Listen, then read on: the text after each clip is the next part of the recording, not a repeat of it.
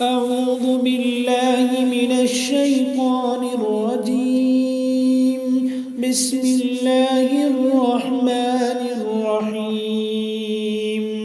إذا وقعت الواقعة ليس لوقعتها كاذبة خافضة رافعة.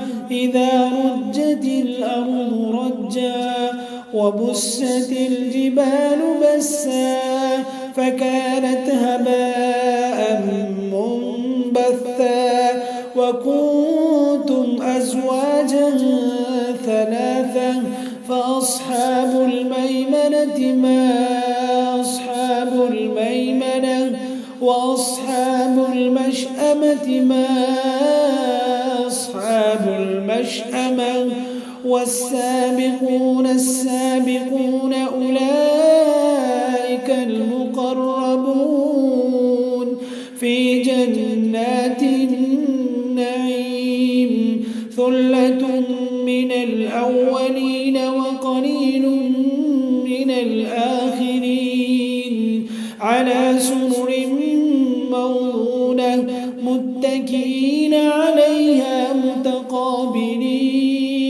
يطوف عليهم ولدان مخلدون بأكواب وأباريق وكأس من معين لا يصدعون عنها ولا ينزفون وفاكهة مما يتخيرون ولحم طير مما يشتهون وحور عين كأمثال اللؤلؤ المكنون جزاء بما كانوا يعملون.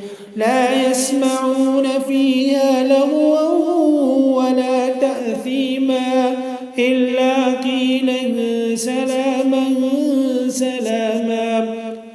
وأصحاب اليمين ما أصحاب اليمين في سدر مخضود وطلح منضود وظل ممدود وماء مسكوب وفاكهة كثيرة لا مقطوعة ولا ممنوعة وفرش مرفوعة. إنا أنشأناهن إنشاء فجعلناهن أبكارا عربا أترابا لأصحاب اليمين. ثلة من الأولين وثلة من الآخرين. وأصحاب الشمال ما أصحاب الشمال في سموم وحميم وظل من يحموم لا بارد ولا كريم.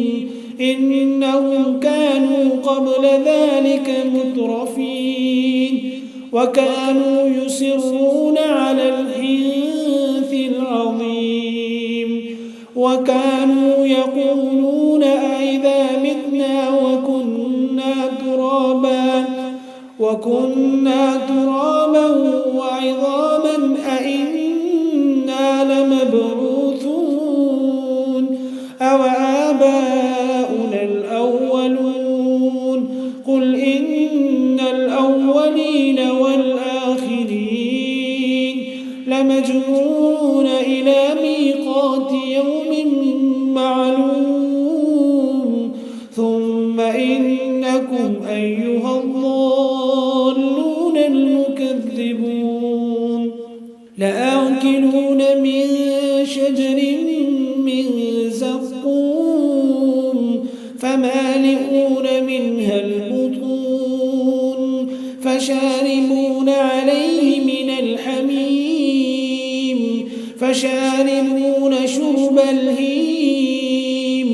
هذا نزلهم يوم الدين نحن خلقناكم فلولا تصدقون أفرأيتم ما تمنون أأنتم تخلقونه أم نحن الخالقون نحن قدرنا بينكم الموت وما نحن بمسبوقين على أن نبدل أمثالكم وننشئكم فيما لا تعلمون ولقد علمتم النشأة الأولى فلولا تذكرون أفرأيتم ما تحرثون أأنتم تزرعونه أم نحن الزارعون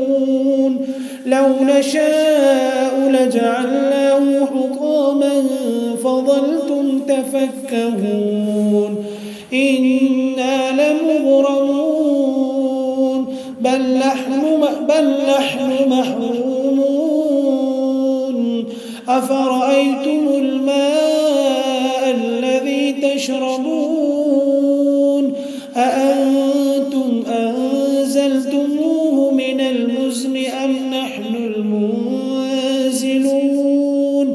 لو نشاء جعلناه أجاجا فلولا تشكرون